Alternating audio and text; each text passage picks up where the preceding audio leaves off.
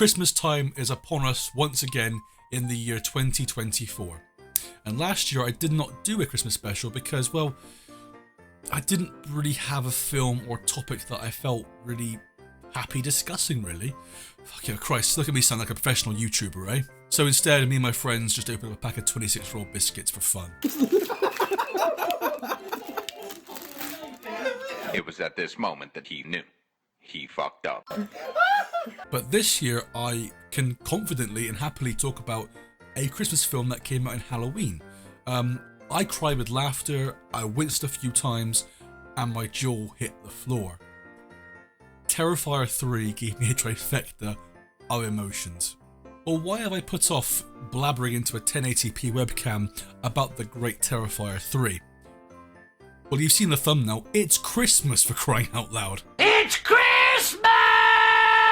Damien Leone's Terrifier 3 is a brilliant sequel that cranks the violence and gore up to 1,000,000. As well as being a much bigger budget this time, it follows returning siblings Sienna and Jonathan rebuilding their lives after surviving the massacre in the second Terrifier film. Sienna goes to live with her auntie and uncle, where Jonathan goes to college. But not everything is all sunshine and rainbows though. Sienna has horrific dreams and visions that trouble her daily life, and Jonathan unfortunately has to deal with a true crime obsessed podcaster in his class that continues to pester him about his, surviving the great mime killer. To add to the list of ever-growing problems though, Art the Clown is back, causing a world of mayhem, this time with his mouldy, rotten sidekick Vicky. Phew, isn't she sweet? I'd fuck you. He spares no expense in killing everyone in messed up creative ways. The elderly, he'll speedrun you some inheritance. College students, he's the life of the party. Family of 4, go on them. Saves buying presents, doesn't it? A crowd of kids, be gone, semen demons. Dogs, come on now, he's not a monster, is he? I love how in this sequel they still use lesser known actors. They could have simply just got some well-known horror names and called it a day. But no, Leone lets them chew up the scenery and lets them shine. But it also adds to this sort of, the overall B-movie quality that the series is well known for now. However, one horror icon does appear in this, and that's all I'm gonna say. Leone and his team of brilliant SFX artists crank the gore and violence up 10 times now, like I said previously. And I love the practical effects in this. They are just so gross. Limbs fly, blood sprays like water fountains, and guts drop out like piñatas. So much blood. So much blood! It's so much blood! It's paint, Jim! So much paint! It's not so common these days to see practical effects in most films nowadays, especially in this quantity, and they are just pure joy and a treat to look at, in a sick, morbid way. They don't look 100% realistic, and that's something that I really like because it retains that sort of B-movie, schlocky horror film experience, as well as, the actors as well. How do I put it into words? It's just, it adds to the fun factor of everything, and that's one of the key things I took away from seeing this in theatres, is that it's just pure gory fun.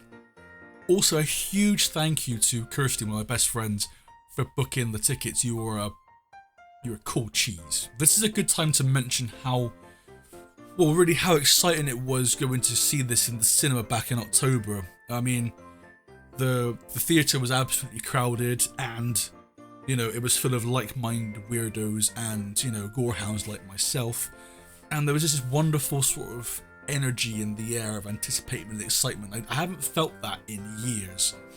I think the last time I felt that was when me and my best friend from school, Kane, we went and watched The Force Awakens before Christmas. I know now that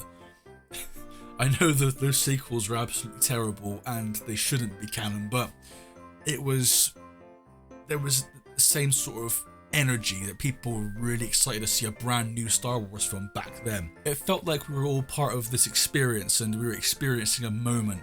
It was just like we were watching a really, really gory horror film in all of its, gory glory.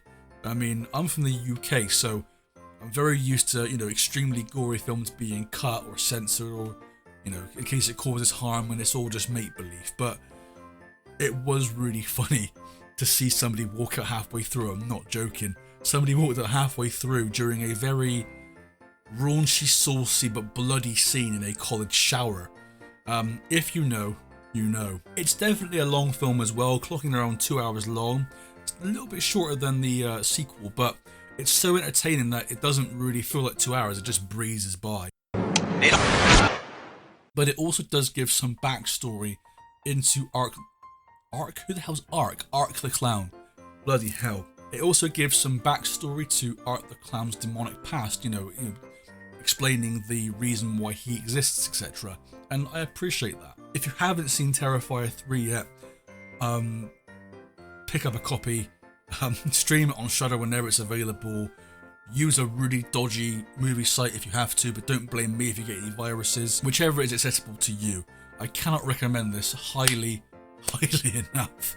I think as the time I'm recording this, it is now available on DVD and Blu-ray, so get it for your favourite horror fan for Christmas. I don't fucking know, it's up to you, innit? And that is where we will leave our Christmas special of 2024. I would love to gush about this film for longer, but unfortunately, I'd be here all bloody day. Thank you so much for watching.